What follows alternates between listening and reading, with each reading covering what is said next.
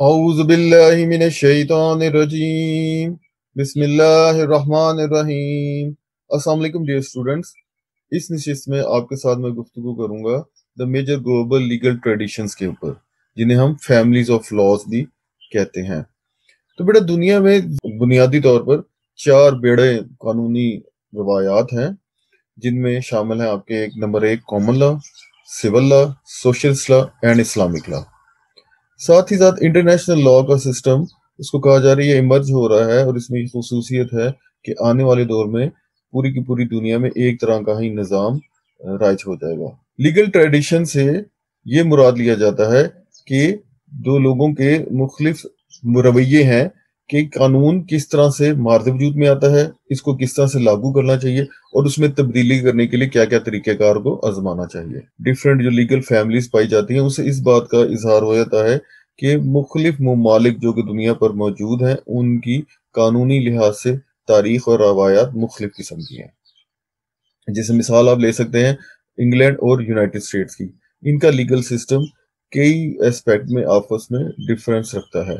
لیکن ان اختلافات کے باوجود یہ دونوں نظام ہیں ایک ہی لیگل فیملی یا ایک ہی لیگل ٹریڈیشن سے ان کا تعلق سمجھا جاتا ہے، کیونکہ ان کا مشترکہ ورثہ اور عزم ہے کہ قانون جو مارد وجود میں آتا ہے ججز کے فیصلوں کے ذریعے سے ہی۔ اسلامی لیگل ٹریڈیشن اس ٹریڈیشن کے بالکل مختلف ہے۔ اسلامک لا اگرچہ دنیا کے زیادہ تر ممالک میں بھی پایا جاتا ہے، اور ان ممالک کے نظام میں بھی تنوع یا ڈفرینسز پائے جاتے ہیں۔ ان نظام میں شریعہ لا کو یہ سمجھا جاتا ہے کہ اللہ تعالیٰ کے وہ الفاظ جو کہ قرآن کی صورت میں محمد صلی اللہ علیہ وسلم پر نازل ہوئے ہیں، وہ شریعہ لا ہے۔ کہ مختلف جو قانونی نظام ہے وہ صرف ایک ہی ٹریڈیشن کی بیس کے اوپر نہیں ہے، بلکہ یہ مختلف ٹریڈیشن کا مرکب ہے، کیونکہ زیادہ تر ممالک میں آپس میں جب انٹریکشن ہوئی لوگوں کی، تو اس کی وجہ سے ایک لیگل ٹریڈیشن نے دوسرے لیگل ٹریڈیشن پر اثر ڈالے، اور انٹریکشن ہمیں نظر آتی ہے سیاحت کے ذریعے سے، تجارت کے ذریعے سے، کولونیزم کے ذریعے سے، اور ساتھ ساتھ ہجرت کے ذریعے سے۔ مثال آپ دیکھ سکتے ہیں اس موقع اوپر ترکی کی، جو کہ مسلم ممالک میں سے ایک سب سے با اثر اور دنیا کا ایک بڑی پاور سمجھا جاتا ہے۔ تو ترکش لا کے اوپر جو اثرات ہمیں نظر آتے ہیں وہ قانونی نظام ہے Swiss, German, French and Roman law کے، ساتھ ہی ساتھ اسلامک لا، اور جو لوکل ان کے رواج تھے ان کا۔ لیکن ریسنٹلی ہمیں نظر آتا ہے کہ امریکن لا اور جو یورپ میں لیگل ڈیولپمنٹس ہوئی ہیں، ان کے اثرات بھی ٹرکش لا میں نظر آتے ہیں۔ یہ جو لیگل سسٹم ہے یہ کہیں پہ جامد نہیں رہ سکتے، وقت کے ساتھ ساتھ ان میں تبدیلیاں آتی رہتی ہیں، اور دوسرے نظام میں جو ترقی ہو رہی ہے وہ پھر اپنے اس نظام میں بھی یہ حاصل کر لیتے ہیں۔ پہلے نمبر پر ہم دیکھتے ہیں کامن لا ٹریڈیشن سے کیا مراد ہے۔ تو بیٹا اس کا آغاز انگلش کامن لا کے نام سے نارمن کنکویسٹ جب ہوئی تھی 1066 11ویں صدی میں، جب بیٹل آف ہیسٹنگز کے ذریعے سے ولیم دا کانکرر نے انگلینڈ پر قبضہ کر لیا تھا۔ نارمن فتح کے وقت انگلش میں مختلف علاقوں میں مختلف قسم کے قوانین پائے جاتے تھے، اور ان قوانین کے ماخذ ہمیں نظر آتے ہیں کہ جو ان کی لوکل رواج یا پریکٹسز تھیں، ساتھ ہی ساتھ جو اینگلو سیکسن دور سے پہلے جو رومن اور جرمینک ٹرائب تھے ادھر جنہوں نے قبضہ کیا تھا، ان کے قوانین، اور کچھ ہمیں چرچ لا جو کہ آلدو وہاں پہ اس کی حیثیت کم ہوتی نظر آ رہی تھی، اس جس کو نافذ اس وجہ سے کیا تھا کہ لوکل جو برٹشرز ہیں ان کو کرسچن بنایا جا سکے۔ لوکل لیول پہ جو تنازعات تھے ان کا فیصلہ لوکل یا مقامی لارڈز ہی کرتے تھے، جن کے پاس کافی زیادہ زمین ہوتی تھی، یا پھر ادھر عدالتیں تھیں مقامی لیول پہ جنہیں شائر کورٹس بھی کہا جاتا ہے، جو بعد میں کمیونٹی کورٹس میں کنورٹ ہو گئی۔ بادشاہ کے ساتھ جو تعلقات کے معاملات ہیں، جیسا کہ ٹیکس کا اکٹھا کرنا، وہ ذمہ داری تھی شاہی عدالتوں کی۔ ڈیلی جسٹس کے جو معاملات تھے وہ ڈیسنٹرلائزڈ لوکل کورٹس، یعنی کہ جو سینٹرل گورنمنٹ یا بادشاہ کی حکومت تھی ان کا ان سے تعلق نہیں ہوتا تھا۔ لیکن وقت گزرنے کے ساتھ ساتھ ایسا سمجھا جانے لگا کہ جو شاہی عدالتیں ہیں وہ مقامی عدالتوں کی نسبت زیادہ فیئر ہیں، زیادہ انصاف وہ دیتی ہیں۔ تو اسی طرح سے پھر یہ بادشاہ کے ججز جب مختلف دورے کرتے تھے ملک کے، تو ادھر پھر لوگ انہیں کہا جاتا ہے کہ ہمارے جو مقامی تنازعات ہیں ان کا فیصلہ آپ کر دیں، اور اس موقع کے اوپر کوئی لکھا ہوا قانون تو تھا نہیں۔ پھر یہ جو شاہی ججز تھے یہ جو لوکل رواج ہوتے تھے ان کی بنیاد کے اوپر مقدموں کا فیصلہ کر دیتے تھے۔ پھر نارمن کینگز نے یہ دیکھنے کے لیے کہ جناب پوری کے پورے ہماری جو سلطنت ہے اس کے اندر ایک ہی قانونی نظام یا انصاف کا نظام ہونا چاہیے، تو انہوں نے یہ جو کسٹمری پریکٹسز اور شاہی عدالتوں کے فیصلے تھے ان کو لکھنا شروع کر دیا، ریکارڈ بنانا شروع کر دیا۔ اس طرح سے ہمیں نظر آتا ہے کہ یہ کمپائلیشن کا پروسیس ہے وہ ہنری دا سیکنڈ جو کہ 1154 سے 1189 تک بادشاہ رہے تھے ان کے دور میں مکمل ہو گیا، اور انہیں اسی لحاظ سے father of the common law بھی کہا جاتا ہے۔ یہ جو عدالتی فیصلے تھے یہ نظائر پریسیڈنٹس مہیا کرتے تھے ان لوکل ججز کے لیے، جو پھر ان فیصلوں پہ رلائے کرتے ہوئے جو کہ ان کے سامنے مقدمات آتے تھے ان کا انہوں نے فیصلہ دینا شروع کر دیا۔ پھر اس لحاظ سے ہم دیکھتے ہیں کہ پورے کے پورے برطانیہ میں آہستہ آہستہ یکساں نظام قانون نافذ ہونا شروع ہو گیا۔ یہ جو ریکارڈڈ باڈی آف لا ہے اس کو کامن لا کہا جاتا ہے، اس لیے کہ پورے ایک ہی برطانیہ ہے تو اس پورے برطانیہ کے لیے ایک یکساں قانون ہے۔ لیکن جو بڑی کمپائلیشنز ہمیں نظر آتی ہیں اس قانونی نظام کی، تو پہلے تھے رینولف ڈی گلینویل جنہوں نے 1188 میں کتاب لکھی تھی treatise on the laws and customs of the realm of England. Ranulf de Glanvill بادشاہ کے ایڈوائزر بھی تھے ہنری دا سیکنڈ کے۔ پھر ایک اور کتاب جو ہمیں نظر آتی ہے وہ on the laws and customs of England جو کہ ہنری ڈی بریکٹن نے لکھی تھی 1220 سے 1260 کے درمیان میں۔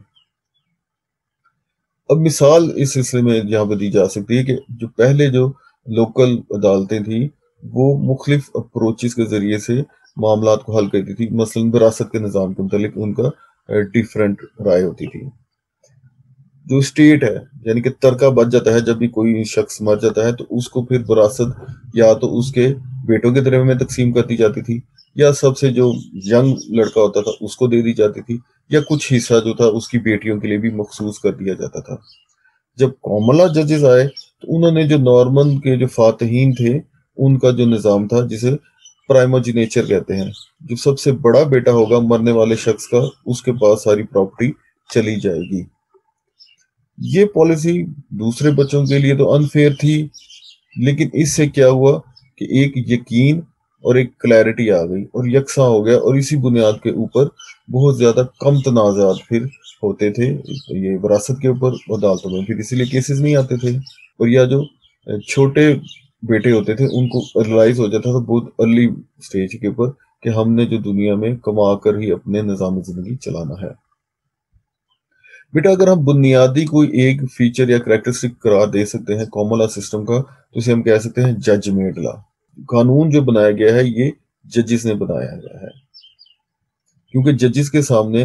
جو فیصلے آتے تھے تو وہ تو عام پریکٹیکل نیچر کے تھے، تو ان کو حل کے لیے وہ جو فیصلے دیتے تھے تو اس طرح سے قانون مارد وجود میں آتا رہا۔ اور یہ بالکل مختلف ہے سول لا ٹریڈیشن سے جو اس کے بعد ہم دیکھیں گے، جس میں جو قانون ہے وہ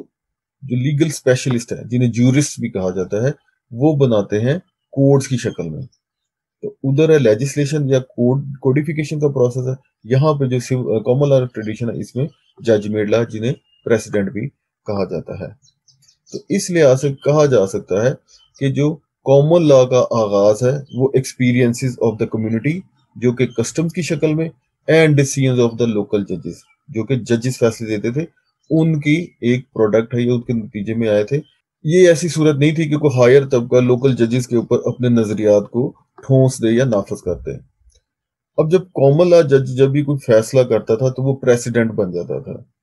اور پھر آنے والا جج اسی طرح کی سچویشن اس کے سامنے دوبارہ آ جاتی تھی تو انہی حقائق کی بنیاد کے اوپر فیصلے کرنے کے لیے وہ جو پچھلے ججز نے فیصلے دیے تھے ان کو دیکھتا تھا، اس سے اسے پتہ لگ جاتا تھا کہ لوکل کسٹم یا رواج کیا تھا اور جج نے کس طرح سے اس کو انفورس کیا۔ تو یہ جس ڈاکٹرائن یا جس نظریے کی بیس پہ اوپر ہے کہ پریسیڈنٹس کو دیکھنا ہے اسے کہتے ہیں اسٹیئر ڈیسائسز،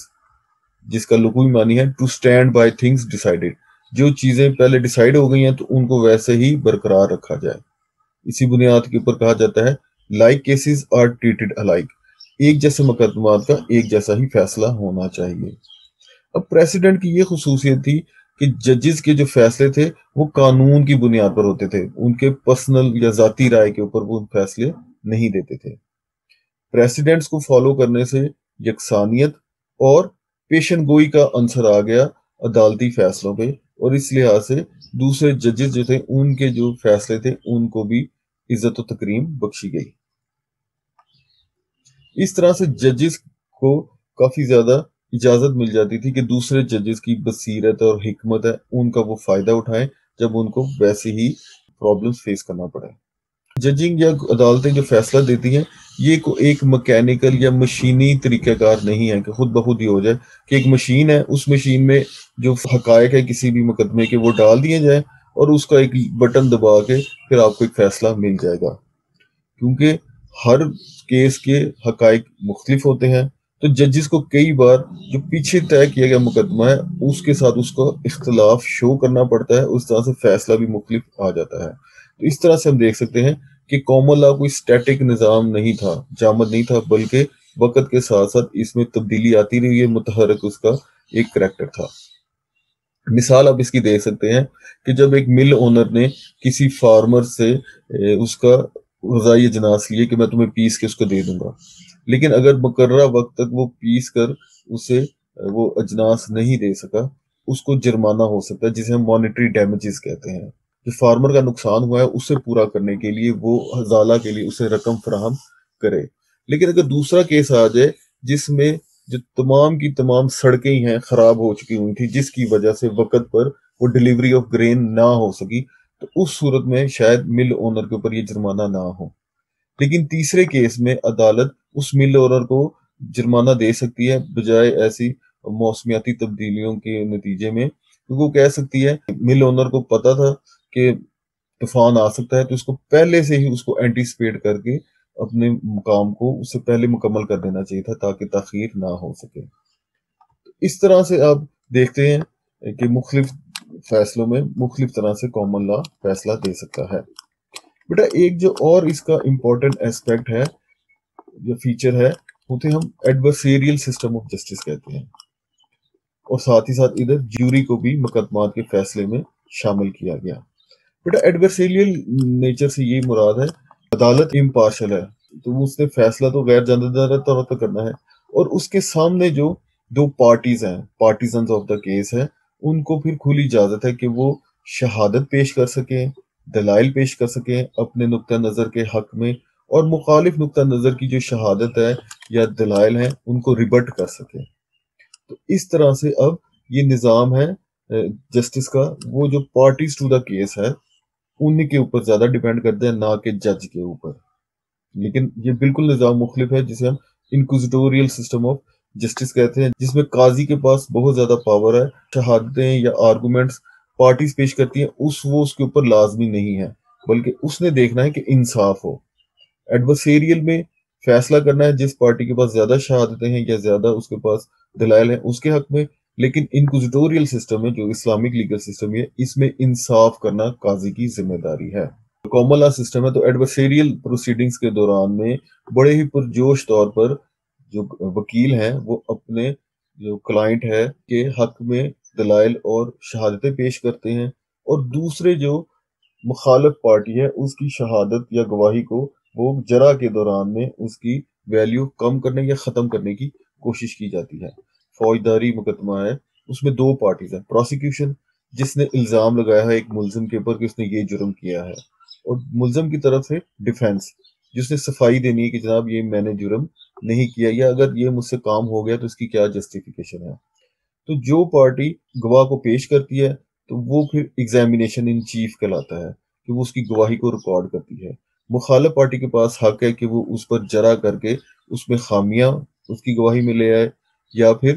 اس میں جھوٹا ثابت کر دے۔ پھر ساتھ ہی ساتھ کامن لا میں یہ بھی ایک بھی ٹریڈیشن آ گیا تھا کہ جو ججز کے علاوہ مقامی لوگ ہیں کوشچن آف فیکٹس حقائق کے حوالے سے جو فیصلہ کرنے کے لیے ان کو بھی عدالتی کارروائی کا حصہ بنایا جاتا تھا، اور یہ پریکٹس فردر چلتے ہوئے پھر جیوری سسٹم میں کنورٹ ہوگی جو کہ ابھی بھی امریکہ اور انگلینڈ میں موجود ہے۔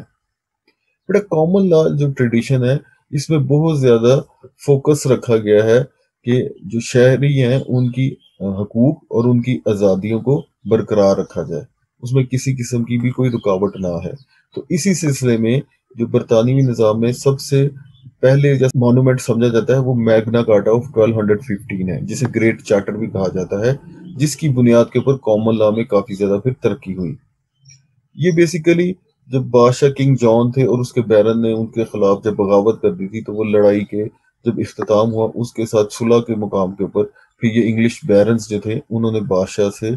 फिर ये दस्तखत कराए, जिसके तहत बादशाह की पावर्स में कुछ कमी आ गई।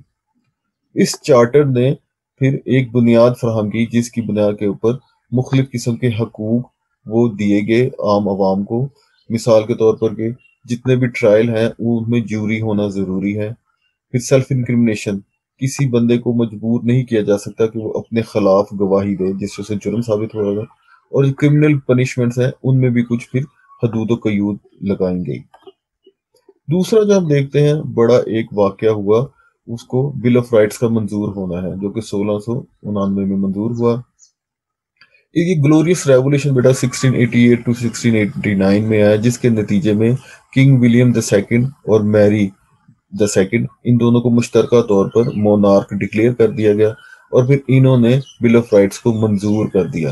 अब बिल ऑफ राइट्स में भी मोनार्की या बादशाहत के ऊपर कुछ कदगन लगाई गई, और ये कहा गया कि अब उसका जो भी अमल होगा वो कानून के ताबे होगा। कानून कौन सा? जो पार्लियामेंट उनकी बनाएगी, और खास तौर पर कोई भी टैक्स जो है वो पार्लियामेंट की मंजूरी के बगैर बादशाह या मोनार्की नहीं लगा सकती।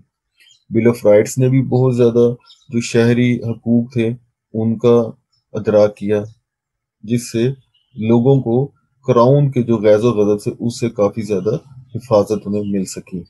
मिसाल के तौर पर पार्लियामेंट है तो वो इलेक्शन के जरिए से आएगी। जो बहुत ही बेरहम या अनयूजुअल पनिशमेंट्स हैं उन पर पाबंदी लगा दी गई। फिर हर जो शख्स को ये हक दिया गया कि उसे कोई भी अगर उसकी ग्रीवेंस है, शिकायत है, तो इस सिलसिले में वो उसके अजाले के लिए गवर्नमेंट को दरखास्त पिटीशन दे सकता है। ये जो असूल है कॉमन लॉ के नॉर्थ अमेरिका में जब गया कॉलोनीज बनाए, क्योंकि हमें पता है कि यही जब यूरोपियन गए थे दूसरे ममालिक में, कॉन्टिनेंट्स पे, तो इन्होंने वहां पे कॉलोनीज के तहत उनको कब्जा किया था इलाकों पे। तो नॉर्थ अमेरिका जो था यूनाइटेड स्टेट्स ऑफ अमेरिका, ये पहले स्पेन, कुछ फ्रांस फ्रेंच कॉलोनीज थी, कुछ ब्रिटिश कॉलोनीज थी उनका है। तो कॉमन लॉ का जब उधर जाने में भी इसने काफी ज्यादा रोल प्ले किया इन आजादियों ने। अब कॉमन लॉ जो खास तौर पर दूसरे ममालिक में किस तरह से फैला, तो उसमें एक जो किताब लिखी गई थी, विलियम ब्लैकस्टोन थे, इन्होंने लिखी थी commentaries on the law of England, जिसके 4 वॉल्यूम थे, जो कि 1765 से 1769 के दरमियान में लिखी गई थी, और इसको एक बहुत बड़ा डॉक्यूमेंट समझा जाता है। उन्होंने कंपाइल तो किया कि क्या कानून है बरतानिया में, उसके पीछे क्या वजूहात है, किस तरह से इस पर अमल किया जाता है। तो ये जो डॉक्यूमेंट था ये फिर अमेरिका और कनाडा में कॉमन लॉ सिस्टम को ले जाने में काफी सही रोल प्ले किया। कमेंट्री थी, इसमें individual rights, torts, legal procedure, property and criminal law के जितने भी असूल थे उनको यकजा कर दिया गया था। तो इसी बुनियाद पर यह भी कहा जाता है कि जो अमेरिका के फाउंडिंग फादर्स थे, जिन्होंने डिक्लेरेशन ऑफ इंडिपेंडेंस और कॉन्स्टिट्यूशन ऑफ अमेरिका तरतीब दिया था, तो बाइबल के बाद अगर कोई इम्पैक्ट था तो वो इसी किताब का था। अमेरिका का कॉन्स्टिट्यूशन और डिक्लेरेशन ऑफ इंडिपेंडेंस जो लिखी गई थी, उनमें जो लुगत के अल्फाज है जैसा इनएलिनेबल rights, no taxation without representation, ये ब्लैकस्टोन की जो कमेंट्री थी उन्हीं में से लिए गए थे। अब कॉमन लॉ को हम देखते हैं कि ग्रेट ब्रिटेन के अलावा कुछ और ममालिक का भी ये सबसे बड़ा लीगल सिस्टम है, जिसमें Ireland, northern Ireland, Canada, New Zealand, Australia, और जो बरतानिया की जो साबका कॉलोनीज है जैसा इंडिया और पाकिस्तान है, इनका निज़ाम भी कॉमन लॉ सिस्टम भी है। क्यूबेक को इसलिए कहा गया कि कनाडा में ये फ्रेंच कॉलोनी थी बेसिकली, तो यहाँ पे फिर अभी फ्रेंच ही ज्यादा बोली जाती है, और उसी की बुनियाद के ऊपर यहाँ पर जो सिविल लॉ ट्रेडिशन है उसी को फॉलो किया जाता है। लेकिन अगर हम रियलिटी में देखें तो कोई भी मुल्क में प्योर कॉमन लॉ सिस्टम नहीं है, क्योंकि दूसरे ममालिक के साथ उनमें आपस में दूसरे लीगल सिस्टम से इंटरेक्शन के साथ तब्दीलियां आती रही हैं। जब हम यूनाइटेड स्टेट की मिसाल देखते हैं, जब इनके अर्ली डेज थे, जब फाउंडिंग फादर्स ने इसको रिपब्लिक बनाया, इसका कॉन्स्टिट्यूशन ड्राफ्ट किया गया, तो उस मौके के ऊपर वहाँ के लोग थे वो फिर बहुत ही ज्यादा अदम एतमाद का इजहार किया उन्होंने इन लॉयर्स के ऊपर। तो इसी बुनियाद के ऊपर फिर जो जजेस या अदालतें कानून बनाती थी उनके काफी ज्यादा مزاحمت کی گئی کیونکہ ان کو ان ڈیموکریٹک سمجھا گیا، اس لحاظ سے کیونکہ عوام کی پارٹیسپیشن اس میں نہیں ہے۔ ایک طبقہ ہے جو اس میں سے کچھ وکیل ہیں اور کچھ ججز ہیں، وہی فیصلہ کر دیتے ہیں اور وہی قانون بنا دیتے ہیں۔ تو اسی بنیاد کے اوپر کانگریس ہے جو کہ فیڈرل گورنمنٹ کا قانون ساز ادارہ ہے، اور جو مختلف سٹیٹس تھیں جو کہ مل کے یونائٹڈ اسٹیٹ بنی تھی، ان کی مقامی جو لیجسلیٹو باڈیز ہیں، انہوں نے پھر کامن لا کے ان اصولوں کو پھر قانون سازی لیجسلیٹو اسٹیچوٹ کے ذریعے سے ان کا حصہ بنانا شروع کر دیا۔ پھر امریکن ججز بھی جب فیصلے دیتے تھے تو کامن لا کے جو نظائر جو انگلینڈ کے فیصلے تھے ان کو بھی وہ ان کی روشنی میں فیصلے دیتے تھے، اور جو اسٹیچوٹس لیجسلیٹو برانچ ان کی یعنی کہ کانگریس اور اسٹیٹ لیجسلیچر پاس کرتی تھی، ان کی تشریح بھی وہ انہی اصولوں کی بنیاد کے اوپر کرتے تھے۔ دوسرے ممالک کو اگر ہم دیکھیں تو ان میں جو کامن لا کے ساتھ ساتھ دوسرے ممالک یا دوسرے نظام قانون ہیں ان کا بھی ہمیں اثر نظر آتا ہے۔ مثال آپ ساؤتھ افریقہ کی دیکھ لیں کہ انگلش کامن لا کے ساتھ ساتھ جو رومن ڈچ لا ہے وہ وہاں پہ بھی فالو کیا جاتا ہے۔ انڈیا میں اگر دیکھیں تو کامن لا کے ساتھ مکسچر نظر آتا ہے ہندو لا کا۔ پاکستان کی آپ بات کر لیں تو کامن لا سسٹم جو ہمیں برٹشز چھوڑ کے گئے تھے، تو آفٹر انڈیپینڈنس ہم نے اس میں اسلامائزیشن کافی لائی، اسلامک اور اینگلو سیکسن جو جورسپروڈنس ہے اس کا مکسچر سمجھاتا تھا کہ پاکستان میں اس طرح سے قانون نافذ ہے۔ بیٹا یہ آپ سے گفتگو تھی، انشاءاللہ کوسچن آنسر سیشن بھی کریں گے کلاس میں۔ تھینک یو، اللہ حافظ۔